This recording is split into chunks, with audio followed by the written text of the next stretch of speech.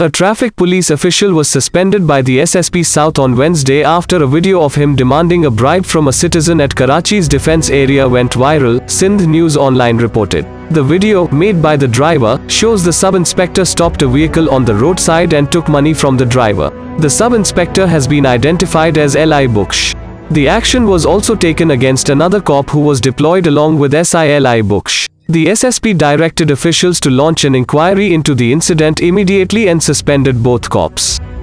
Disciplinary action has also been ordered against the suspended cops, who were deputed at the Defense Traffic Police Post. It is pertinent to mention here that this is not the first incident reported from the port city of police officials demanding bribes from citizens. In one such bribe incident on June 14, a police constable was caught on camera demanding a bribe from a motorist in the port city's red zone area.